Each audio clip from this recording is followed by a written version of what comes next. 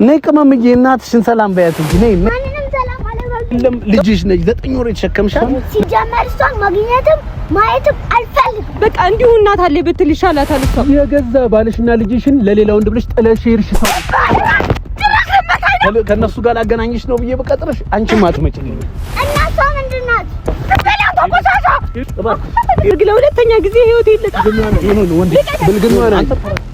ሰላም ዩቲዩብ እንደምን አላችሁ? ዛሬ እንግዲህ በራሴ ዩቲዩብ ቻናል አይደለም የመጣሁት፣ በድምጻዬ ወንዴ ቶኒ ዩቲዩብ ቻናል ላይ የመጣሁት የሚጣቅመም አባት ማለት ነው። እንግዲህ ከዚህ ቀደም የለቀቁትን ቪዲዮ አይታችሁታል። እጅግ በጣም እኔ ልቤን የሰበረው ቪዲዮ ነው ማለት ከቀድሞ ባለቤቱ ጋር ወይም ደግሞ የልጁ እናት ጋር ልጁን ለማስተዋወቅ ይዟት ሄዶ ነበርና እዛ ጋር የተፈጠረው ነገር ሁኔታው እንዳለ ቪዲዮውን እንግዲህ ገብታችሁ ማየት ትችላላችሁ። ያያችሁትም ደግሞ ብዙዎቻችሁ በኮሜንትም ምናምን ያደረጋችሁትን ነገር አይታችኋል፣ ተመልክታችሁታል። እኔም አይቼው ቪዲዮውን በጣም ተሰማኝ። ማለት ለምን ቀድሞ አልነገረኝም? ወደሷ ሲሄድ ቢያንስ እንኳን መሀል ላይ አንድ የሚያሸማግል ሰው ያስፈልጋል፣ ወይም ደግሞ ምናምን ይሁን ነገር የሚያደርግ ሰው ብቻ ያስፈልግ ነበርና ይዟት ዝም ብሎ ነበር የሄደው። አጋጣሚ እንግዲህ ያው የተለያየ ህይወት ላይ ስላሉ እናትየውም ልጅቷን አክሴፕት አላረገችም፣ አልተቀበለቻትምና ትንሽ ልብ የሚሰብር ነገር አይቼ ነበርና ዛሬ ለምን ሁለቱንም ቀጥሬያቸው አግኝቻቸው ለማስታረቅ ወይም ደግሞ ለማግባባት ለምን አልሞክርም ብዬ አስቤያለሁ። ምናልባት እናንተም ታግዙኛላችሁ በኮሜንትም እንግዲህ ሰብስክራይብ እያደረጋችሁ ይሄንን ነገር ቪዲዮ እንደምሰራ አያውቁም። ፋይናሊ ግን እሱ እንዲጭደው አደርጋለሁ ነገሩና ቪዲዮ ልክለት ማለት ነው። ግን ምናልባት ከቀናይ ለማስታረቅ ነው የምሞክረው እናንተም ካገዛችሁ ማለት ነው። እናንተ በኮሜንት ታረቁ፣ አብራችሁ ነው የምታምሩት፣ አንቺም ልጅሽን ተቀበይ፣ ወደ ቀድሞ ህይወታችሁ ተመለሱ፣ ልጅ ያለ እናት ማደግ የለበትም የሚለውን ነገር እናንተ ብታገዙኝ ደስ ይለኛል። ማለት ታቆታላችሁ ልጅና እናት ተነጣጥሎ መኖር ማለት እኔ ጃ በጣም ከባድ ነው።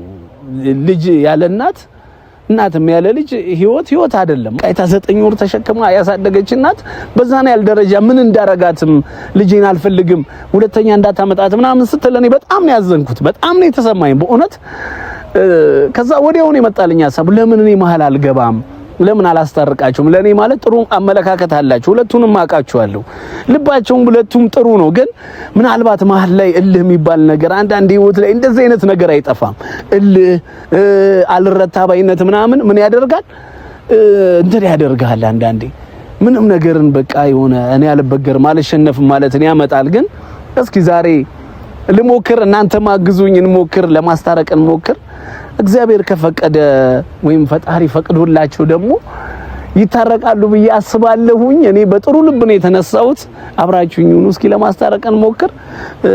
ባለቤቱንም ቀጥሬያት እየመጣች ነው ያለችው። እሱም ደግሞ የሚጣቀመም ልጁን ይዞ ይመጣል። ዛሬ ምናልባት ፈጣሪ ከፈቀደ አንድ በጎና ምርጥ ስራ እንሰራለን ብዬ አስባለሁኝ። እስኪ ሳትደርስ አትቀርም፣ እሷም እየመጣች ነው ያለችው። ሰላም ወይ ሄልዬ፣ እንዴት ነው? እንደምን አለሽ? እንዴት ነው? ሰላም ነው ወይ? እንዴት ነው? ከረጅም ጊዜ በኋላ ቤርም እንግዲህ ተገናኘን። ደግሞ ካሜራ መቼም አንተን ያለ ካሜራ ማየት ይከብዳል አይደል? ምን እናድርግ፣ ያው ስራችንም አይደለ? እሺ ይሁን እንግዲህ። ከደበረሽ እናጠፋዋለን ካሜራው። አይ ችግር የለም። እሺ እንዴት ነው? ሰላም ነው ወይ? ህይወት እንዴት ነው? ጥሩ ነው እግዚአብሔር። ስራ ጤና ሰላም ነው እግዚአብሔር። አይ ጠፋ ብለሽብናል። ግን ያው እንግዲህ አንተም እኮ ጠፋህ፣ አትደውልልኝ። በጣም ረጅም አመት ሩጫ አይደለ? ያው ታውቂልኝ ህይወት ሁላችንም በየፊናው እየተሯሯጥን። እንዴት ነው? ደህና ነኝ። ሁሉ መልካም እግዚአብሔር ይመስገን ነው አይደለ? አለሁልህ። ባለፈው አንድ ነገር እንግዲህ ቪዲዮ ተለቋይሁኝና አንቺም ጓደኛዬ ነሽ፣ እንግዲህ ወንደየም ጓደኛዬ ነው። ከቅመምዬም ጋር በደንብ እንግዲህ ያለን ግንኙነት ታውቂያለሽ። ምናልባት በሷ ጉዳይ ነው ላወራሽ የጠራውሽ፣ ግር እንዳይልሽ ቀድሜ ልንገርሽ ብዬ ነው። የተፈጠረውን ነገር አየው ሄሉዬ፣ ብዙ ነገር አውቃለሁ። ልብሽ መልካም እንደሆነ አውቃለሁ። እንደዚህ አይነት ሴት እንዳልሆንሽ አውቃለሁ። በህይወት ውስጥም ብዙ ነገር እንዳሳለፍሽ አውቃለሁ። ይሄም ዋጋ የከፈልሽበት ህይወት እንደሆነ አውቃለሁ። አሁንም ያለሽበት ሁኔታ አውቃለሁ ሄሉዬ። ለረብሽሽም አይደለም፣ ግን ያው እንደ ወንድም እኔ መሀላችሁ ያለሁት እኔ ነኝ። እንግዲህ ሰው ደግሞ በክፉም በደግም ጊዜ አጠገባችሁ ሆኜ የሆነ ነገር እንኳን ካልሞከርኩኝ ሄሉ ልክ አይሆንም አይደለ? በሱ ጉዳይ ትንሽ ለውራሽ ብዬ ነው የጠራሁሽ ሄሉዬ። ይኸውልህ ካኩቻዬ እኔ በጣም ነው የምወድክ፣ በጣም ነው የማከብርክ። አንተም ማስቀየም አልፈልግም፣ ግን ይሄ የተዘጋ ፋይል ነው። የስንት አመት ታሪክ እኔ በቃ ምን እንዴት እንደምገልጽልህ ራሱ አላቅም። አንተም ሰምተክ ሊሆን ይችላል። እኔ የራሴን ህይወት ጀምሬያለሁ። አሁን ያለሁበት ህይወት ደስተኛ ነኝ። ደግሞ አንተ ከድሮም ታውቀናለህ፣ የድሮ አብሮ አደግ ነህ። አንተ ሁሉንም ነገር ታውቃለህ አይደለ? ስለዚህ አንተ አሁን በዚህ ሰዓት አንተ ካልተረዳከኝ ማንንም ሰው ሊረዳኝ አይችልም። ሄሉዬ ይሄ ነው ይገባኛል፣ ስሜትሽ ይገባኛል። ቀድሜም የነገርኩሽ የተገናኘንበትን ጉዳይ አውቃለሁ፣ ብዙ ነገር እንዳሳለፍሽ ሄሉዬ። ፕሊስ ብቻ ግን ትንሽ በቃ የሆነ ምናል ልቧ ሊሸነፍልኝ ይችላል። እኔ ቅርብ ሰው ስለሆንኩኝ በያስቤ ነው ሄሉ። እንግዲህ ያው እንዴት እንደማከብረሽ ታውቂያለሽ። ብዙ ነገሮችን እንማከር ነበር። አሁን የህይወት ጉዳይ ሆኖ ሁሉም ሩጫ ሆነን እንጂ ሄሉ ብቻ ያየሁት ነገር ትንሽ ለልጅቷም ጥሩ አይደለም ሄሉዬ። አንዴ ወልደሻታል፣ 9 ወር ተሸክመሻል፣ ከሆድሽ የወጣች ልጅ ነችና በዛን ያህል ደረጃ ነገሮች እንደዛ መሆናቸው ምናምን ትንሽ አሳዝኖኛል ለኔ ሄሉ። አይኑ ብዙ ነገር አሳልፈሻል አውቃለሁ፣ ስሜትሽ ይገባኛል። ግን አንድ ልጅቷም ስታድግ ያየችው ነገር ጥሩ አይደለም። ቢያንስ እንኳን እኔ መሀል ላይ ገብቼ ለማስታረቅ ልሞክር። ልጅቷም ስታይ ነገ ስታድግም ነገሮች ደግሞ አሁን እዚህ ጋር ደርሳለች። እንግዲህ አሁን ትልቅ ልጅ ሆናለች። ከዚህ በኋላ ደግሞ አንቺም ሴት ነሽ ታውቂዋለሽ የእናትነትን ነገር ያሳለፋችሁት በእናንተ ግጭት ማለች ልጅ ዋጋ ከፈለች።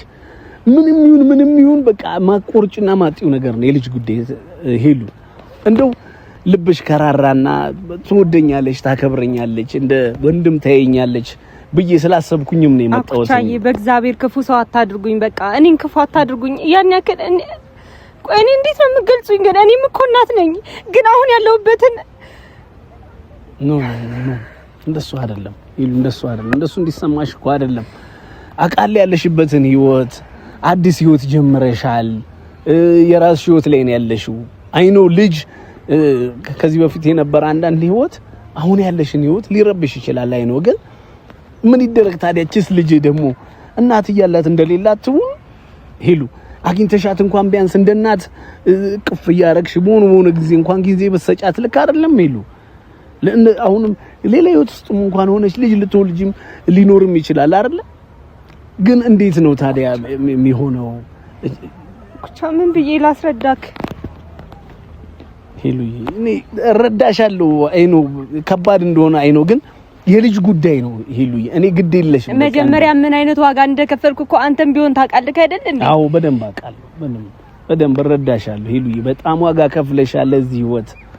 በጣም አስቸጋሪ ጊዜዎችን አሳልፈሻል። ግን ፕሊስ በቃ አሁንም እንደው ለኔ ብለሽ እንኳን ልብሽ ሸርተት ቢልና ራስሽ አግኝተሻቸው ነገሮችን ለማስተካከል ከሱ ጋር ያለው ነገር ተይው ላይ አይመለስ እንኳን ከሱ ጋር ያለው ነገር ተይው። ከዚህ በኋላ ወደፊት ያለውን ነገር እንኑር። እቺ ልጅ ታሳዝናለች። እናት ፈለገች ብቻ። የመጀመሪያ ህይወቴ በእነሱ ምክንያት ተበላሸ። አሁን ደግሞ ሁለተኛ ህይወቴ ምን እንደሆነ ታውቃለህ? ምን ያክል ሰሪስ ህይወት እንደሆነ ታውቃለህ? ሰውጣና ስገባ እንኳን በስንት ሰዎች እንደምታይና ስንት ሰዎች እንደሚቆጣጠሩኝ አንተ አልሰማህም እንዴ? እሺ እኔ ምን ላድርግ? ለሁለተኛ ጊዜ ህይወቴ ይልጣ። መጀመሪያ ዋጋ ከፍያለሁ። በቃ እኔ እኔ ህይወት አያምረኝም።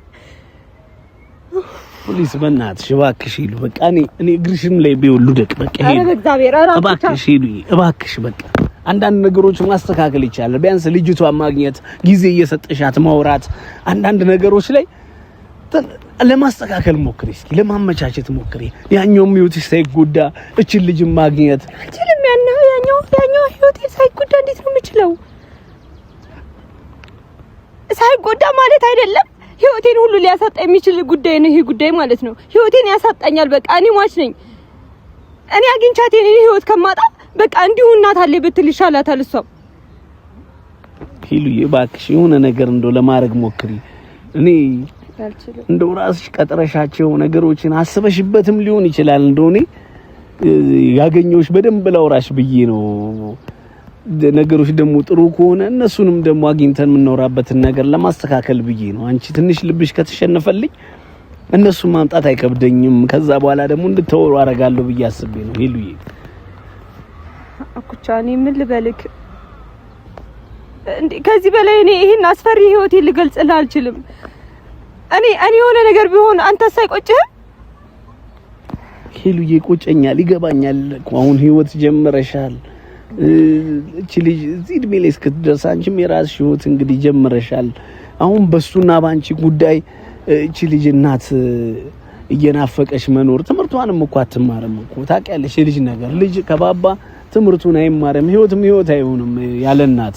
እንደው በተፈጥሮ አጋጣሚ እናት ሞታ ካልሆነ በስተቀር ልጅ አይሆንም እኮ እናት እያለችው ውልል ይላል እኮና እንደ እናት እንደው ወዲሽ ላይ ባስቀመጥሽበት ጊዜ በ9 ወሩ እንግዲህ ልለምንሽና አንቺ ራስሽ አግኝተሻቸው ነገሮችን እንደው ለማስተካከል ሞክሪ ሄልዬ። እሺ ትንሽ ጊዜ ስጠኝ ብቻ ከራሴ ጋር ነው እውነት። እሺ በይም እንደው እግርሽ ላይ ተደፍቻለሁ። ትወጂኛለሽ፣ ታከብርኛለሽ አይደል? ለዛም ነው እዚህ ቦታ ላይ የቆምኩት። እግዚአብሔርን አውቃለሁ ሄሉዬ። ነገሮችን ለማስተካከል እስኪ እንሞክር፣ እንታገል። ግዴለሽም ነገሮች ካስተካከሏቸው ካመቻመቻቸው ነገሮች ጥሩ ይሆናሉ። ግዴለሽም ልጅሽ ነች 9 ወር የተሸከምሻት ነገሮችን ለማስተካከል ጭራሽ ጠርታችሁ ነው እንዴ ደውልክልኝ? ኖ ሄሉ እንደሱ አይደለም ያሰብኩት ሄሉ። ኧረ ኩቻ ፕሊስ ሄሉ። ኧረ አይሆንም እንዴ ምን ሆነክ ነው ሄሉ? እንደሱ አይደለም ፕሊስ ሄሉ። ኩቻ እንዴ እኔ ምን እባክሽ እንደሱ አይደለም። ያለኝን ህይወት እንደው በእናትሽ እሺ በይ ይምጡና እናውራቸው። ነገሮችን ለማስተካከል እንሞክር። አስቀድመህ እኮ ልትነግረኝ ይገባ ነበር መምጣታቸውን ነበር። ይቅርታ እንደሱ አይደለም። እኔ ያሰብኩት ደግሞ አግኝቼ አንድ ላይ እንድናወራ እንደ ትልቅ ሰው እንድናወራ ነው። ሄሉዬ ፕሊስ በእናትሽ ታገሽ። ሄሉ ታገሽ በእናትሽ እሺ። እባክሽ ሄሉዬ እንደ እናት ይሄው እነሱ እየመጡ ነው እንደ እናት እሺ። ሄሉዬ እባክሽ እንደ እናት ሆነሽ በቃ እንደው በእኔ እንደው አፍርሶ ለስሞትልሽ እንደው ሄሉዬ ስሞትልሽ። እሺ ችግር ይሄው እነሱም እየመጡ ነው። እሺ ይምጡና እንዴ እናወራቸዋለንና ነገሮችን ለማስተካከል እንሞክር። ግድ የለሽ እሺ በይ ተሸነፊ። ልጄኔ ህይወት ያብራኬ አኩቻና ገናኝሻለሁ ብላ አይደል እንዴ እዚህ ድረስ ያመጣኸኝ? አው እና እሷ ምንድን ናት? ለማንቺ እኮ እናትሽ ናት። ቢያንስ ምን ችግር አለ? እሷን ብታገኝ ሲጀመሩ እሷን ማግኘትም ማየትም አልፈልግም። መቼ ጠልቼ ጎኔ መሆንሽ መቼ ፈልጌ ርቀሽ ወንድዬ እንደምን አለ? ሰላም ነው ወይ? ሚጣዬ እናት እንዴት ነሽ? ነይ ቅመምዬ እናትሽን ሰላም በያት እንጂ ነይ የኔ እናት ነይ የኔ ጎበዝ ልጅ ነይ ጀግና ነይ። ማንንም ሰላም አልፈልግም። ቅመም ነይ። እናቴ ነገር እንዴት እንደምናደርግ እኮ አይኔ ቅመም አይደለም ይወላኩቻ ባለፈውም የማይሆን ቃላት የማይሆን ድርጊት አይታለች እና እኔም አለመኖሯ ነው የሚሻለኝ። እናንተም ሰላም ተባባሉ እስኪ። እናንተ ጋር ሲፈታ ሆኖ ነገሮች እኮ ማስተካከል የሚችለው አንተ ከሷ ጋር መውራት ስትችል ነው አይደል? ሰላም ተባባሉ ሁለታችሁ። ላወራ ፈልጋለሁ ስላልከኝ እኔ አንተን ለማግኘት መጣው እንጂ እኔ ምንም እንደዚህ ፕሮግራም አልነበረኝም። እሷን የማግኘት አይ ነው ታስመስላለህ። ለምንድን ነው የምታስመስለው? ሲጀምር አውቃችሁ ነው አይደል? ባለፈው እኔ ለልጄ ብዬ ነው ዝም ያልኩት። ዛሬ አንድ ነገር ብትናገሪ እኮ ለምንድን ነው 10 ጊዜ አማራጭ ምልከው? ለምንድን ነው እኔ አልፈልግም ስለ ማሰማው ለምን? እኔ አላውቅም ሄሉዬ እንደሱ አይደለም። ኖ እንደሱ አይደለም። ቆይ ሄሉዬ ወንድዬ አሁን እኛ ጋር ያለውን ነገር ይሄ ልባችን የተዘጋውን ነገር ካልከፈትን ካላስተካከልን አይሆንም። ገባት ወንድዬ ፕሊዝ በእናትህ አንተም ተሸነፍ አንቺም ተሸነፊ። ያለውን ያንቺንም ህይወት እንረዳለን ያንተንም እናቃለን። ያሳለፈው ነገር እኔ ከ5 ዓመት በኋላ ለልጄ ስል ነው ፊት ለፊቷ እንደ ህፃን ልጅ ተንበርክኬ የጠየኳት። የወለዳችኋት ልጃችሁ ሌላ ነገሩ እኔ ላንተ ብዬ ነው። አይ ኖ ሄሉ አሁን በቀጥርሽ ሄሉ ከነሱ ጋር ላገናኝሽ ነው ብዬ በቀጥርሽ አንቺም አትመጪልኝም። ወንዴም ከሄሉ ጋር ላገናኝ ነው ልጅቷን ይዘና ብለህ እሺ አትለኝም። ለምን? ባለፈው የተፈጠረው ነገር አለ። እኔ መሀል ላይ ሆኜ ቪዲዮውን ሳይ እንደውም አንተ እንዴት አላማከረኝም? ቢያንስ አንድ ላይ ብንሄድ እኮ ጥሩ ነበረ ብዬ አሰብኩኝ። ለዛ ነው እንግዲህ ነገሮችንም እንደዚህ ያደረኩት። ይኸው ለኔ ቀመምን እሷን ላለማገናኘት 3 አመት ነው ትምህርት ቤት ውጤትሽ እንዲህ ሲሆን ክረምቱ እንደዚህ ሲሆን እያልኩኝ በብዙ መከራውን አድጋ በቃ ካቀሜ በላይ ሲሆን ነው ላገናኘት የመጣሁት እንጂ የእሷን ባህሪ ነው ያውቀዋል። እባካችሁ በእናትህ ፕሊስ፣ አንተ ማውን ክፉ ደግ መነጋገሩ አስፈላጊ አይደለም። ሄሉ እንደው ስለምናችሁ እንደው በፈጣሪ ለምናችሁ ደጋግሜ ይኸውልህ፣ አንተ በጎነትን አውቃለሁ። አንተ ምን ያህል ለኛ የቅርብ ሰው እንደነበርክ አውቃለሁ። ኃላፊነት ሆኖብህ ያንተ የውስጥ መልካምነት ሆኖ እንጂ እሷ አይኸውልሽ፣ አንተ እሷ ነው የኔን 1% ብታውቃት ብዬሃለሁ። አጠገባችን አትቆምም። ምን አይነት ሰው እንደሆነች እሷም ታውቃለች፣ እኔም አውቃለሁ። አንተ ነህ መሀል ላይ እየለፋ ያለው። እስኪ ተናገረው። እኔ ምን አይነት ሰው ነኝ? ተናገር። አንዴ በሶሻል ሚዲያ አውጥተኸኛል አይደለ? አንዴ ገመናችንን አውጥተሃል። ተናገር በቃ። ምንድነው እውነታውን ተናገር። እኔ እንዳንተ አይደለሁም እኮ። ስሚ፣ አንቺ ማለት የገዛ ባልሽና ልጅሽን ለሌላ ወንድ ብለሽ ጥለሽ ሄድሽ ሰው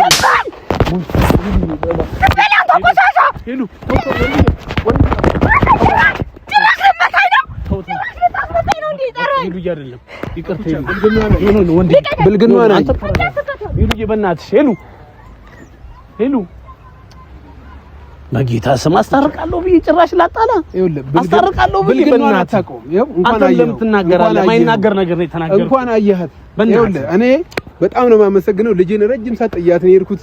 በጣም እኔ አንተን መልካምነት በጎነት አውቃለሁ። በጣም ይቅርታ። በጣም እኔ ልጄ ጋር ወንድዬ በእናትህ ፕሊስ። ወይኔ ዛሬ ወይኔ አስታርቃለሁ ብዬ ነገሮች እንደዚህ ድብልቅልቅ ይበሉ። ቤተሰባውን ምንድነው ማደርገው? እንደው ምን ይሻላል? ይሄ ነገር ትንሽ ከባድ ስለሆነ ወይ ተለቅ ያሉ ሽማግሌዎች ይዤ እሷንም በግል እሱንም በግል አውርቼ ነው ነገሮችን ማስተካከል ያለብኝ ይመስለኛል። ሞክሬያለሁ ግን አልተሳካም። በቃ እንግዲህ እንደምታዩት ነው ቤተሰብ። እሷም ኧረ በስመ አብ በጣም ትንሽ ከባድ ነገር ነው። ማይሆን ስሜት ውስጥ ገባሁኝ ቤተሰብ። እኔም ለማንኛውም እንግዲህ ነገሮች እንግዲህ ጥሩ እንዲሆኑ እኔም ጸሎት አደርጋለሁ። እናንተም ጸልዩላቸው። ሁሉንም ነገር ለማስተካከል እንሞክራለን። እናንተም ከጎናችን ሁኑ። እሺ፣ ሰላም ሁኑ። እንግዲህ በቀጣይ ጊዜ ላይ እንገናኝ ይሆናል። ሰላም ሁኑ ቤተሰብ። ቻው። እሺ፣ ቻው። በቃ ይብቃን ቪዲዮ